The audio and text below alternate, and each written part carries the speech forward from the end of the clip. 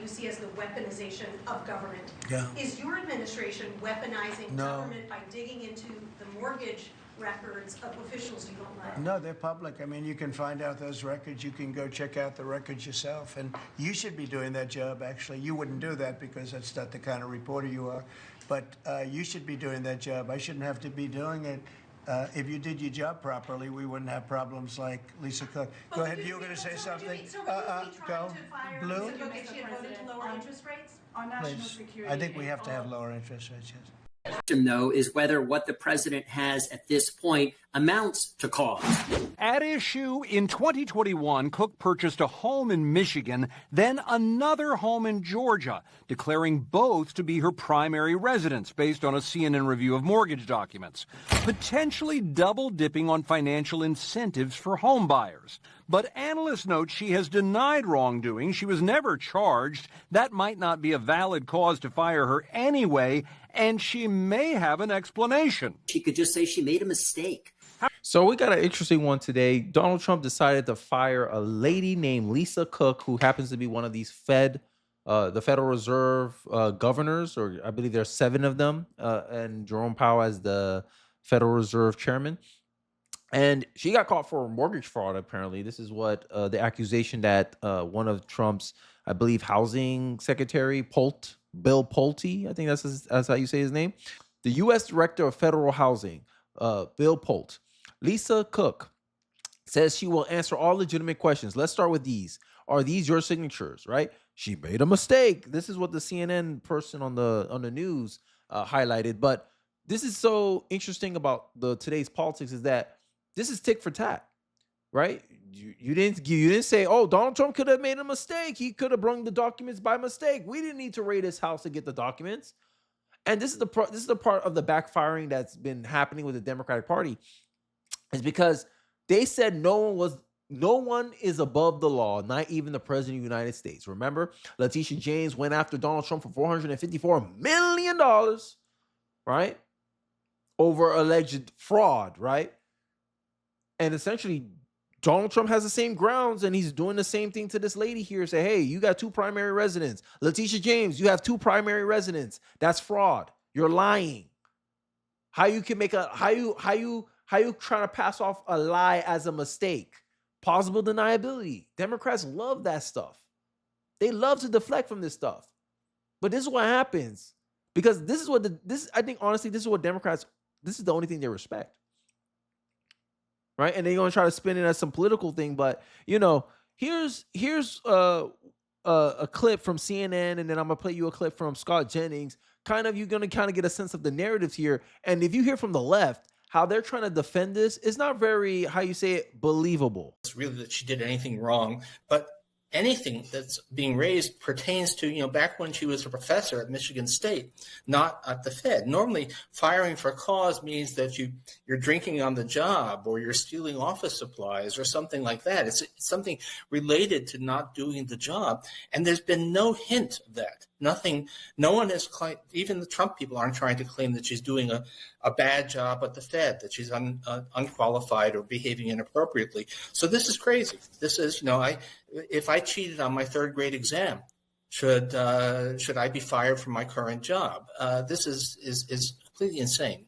I have on the line one of my favorite lawyers in Washington, D.C., the man known as the Viceroy in Trump world, in the nation's capital. He is the founder and president of the Article 3 Project. His name is Mike Davis. Mike, thanks for joining us. And I just want to say, honored to have you, and I want your advice, your legal opinion. Can the president of the United States fire a member of the Federal Reserve Board of Governors the way he has Lisa Cook? Yes. And if the president of the United States, any president of the United States, does not have the power under Article 2 of the Constitution to fire any executive branch officer in the government, then that scheme to set up that office is unconstitutional. So if the president cannot fire any of the 7 governors of the Federal Reserve Board, then the Fed is unconstitutional. And then there's news of her trying to, sue Donald Trump to keep her job. But to me, I'm like, to me, it looks pretty obvious. I mean, you committed fraud, right? You don't want to cut interest rates, but you committed fraud where you benefit from lower interest rates. And if it was a mistake, why didn't she do any actions to rectify this so-called mistake? This is why I'm tired of the little deflection from the Democratic parties. A lot of these CNN analysts who are liberal, by the way, liberal bias is what I'm talking about. Liberal bias, because end of the day, you did this to Trump. You did something. You did Democrats and their AGs across the nation, from Atlanta to New York to Washington, D.C. They all did similar type of prosecutions to Donald Trump. And now Donald Trump is giving them tick for tack, essentially giving them the same energy they gave him. And now they can't take it. If you can't, I was taught as a young kid, don't dish out what you cannot take. Democrats dished out, no one's above the law. Now that Donald Trump's in power, let's not weaponize the DOJ after you just finishing weaponizing the DOJ. Who broke precedent? Donald Trump or Joe Biden? I'll wait. Joe Biden. Right? And this is a legitimate claim. Hey, look, we got signatures, we got proof. These are your signatures? Did someone forge your signatures? That's the only way you're getting out of this. This is the only way I see Lisa Cook getting not cooked by this.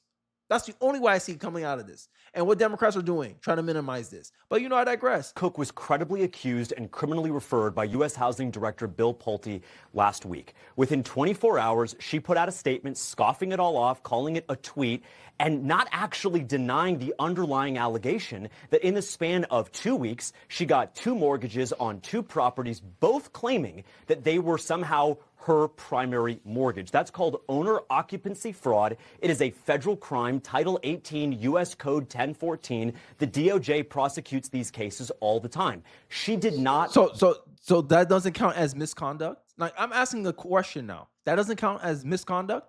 If she was found shooting somebody on the street and she got caught for an attempt to kill, whatever, like attempted murder charges, Trump couldn't fire her then? So she committed a federal crime, and Democrats and leftists on the media are saying that Trump don't have no right to fire her. And after that, she had the audacity to scoff at the accusation, not deny she did these things, and now is suing Donald Trump to keep her job. I'm telling you, the entitlement on these people, bro, craziness.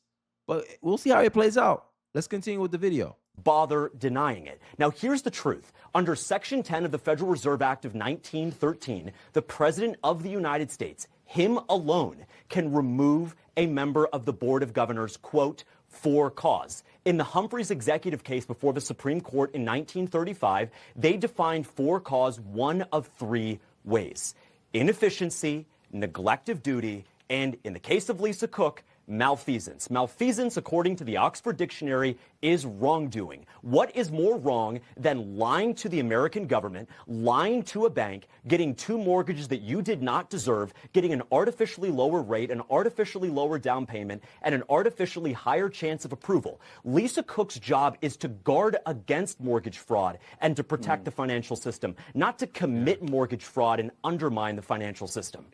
And what leftist argument can you give against that? I'm trying to think of one right now. The only really angle they have, and it's just political messaging, it's just political rhetoric, that this is somehow retribution against her because she keeps voting no against Donald Trump's rate cuts. Trump wants rate cuts. She didn't want to give him rate cuts, so Trump found something to prosecute her on. But my argument is that true though? I don't care about Trump's motivations. I care about the actual merits of the accusation.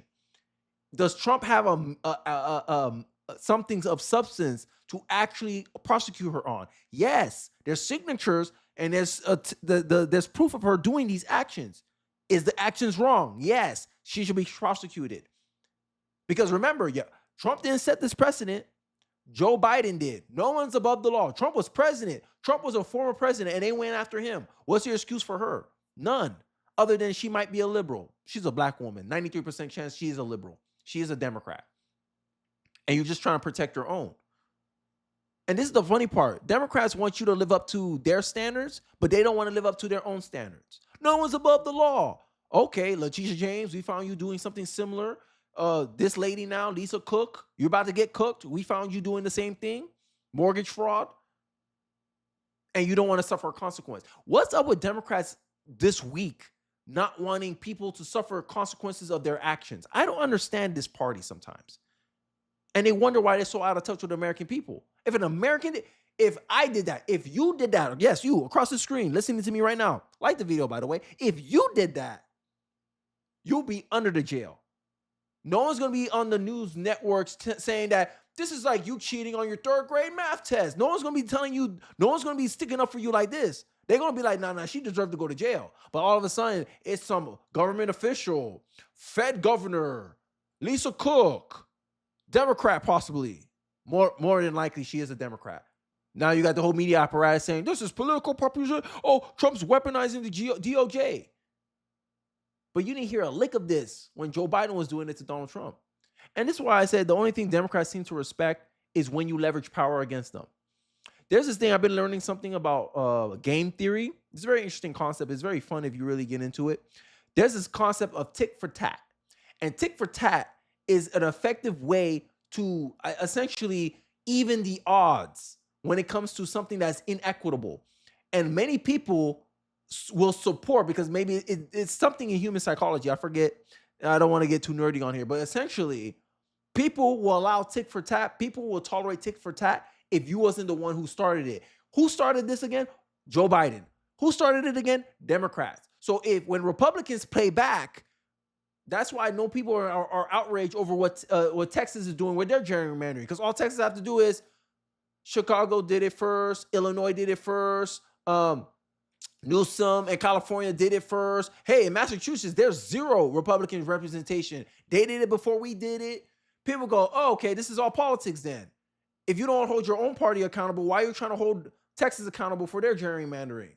And then the Democrats lose the argument. And that's why I said this gerrymandering stuff, the redistricting stuff, I knew it was going to backfire on the Democratic Party. Because all Republicans got to do is, hey, we're responding for decades after decades of you guys doing it. Now we're trying to even the political playing field, and you're getting mad, and now you want to escalate? Make that make sense. You started, the person respond, and you want to escalate it. Make it make sense. No American's going to side with you after they know the full context and the full timeline of how all this stuff came about. But Democrats actually think that you're ignorant enough, that you're dumb enough to fall for their little political crap. And they wonder why their registration numbers are down. They're wondering why they can't fundraise.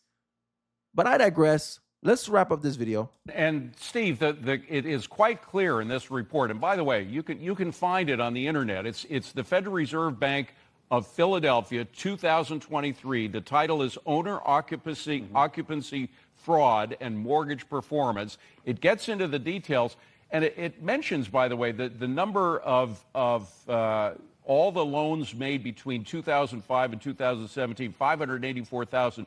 22,000 of those were using these fraudulent practices, like the one she apparently did, and that really jumped right before the 2008-2009 financial crisis. So what she did and what others like her have done could really cause a financial crisis.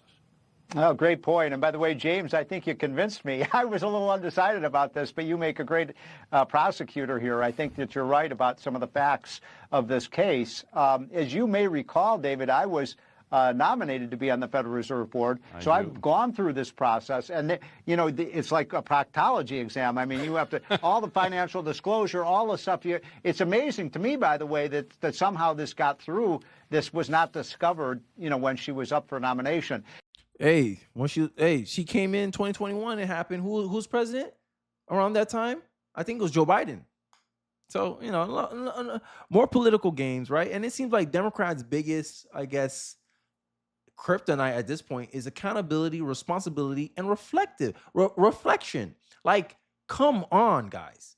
You guys are the party that says no one's above the law. If you're saying that, I expect you to live up to what you're spewing. Put up or shut up, Democrats. But every turn, Democrats prove that all their messaging is nothing more than politics. And then they get mad when you call them out as fake, performative, political theater. They want to talk about this political game. Democrats play the most political games. You talk about no one's above the law, but then you pardon your son.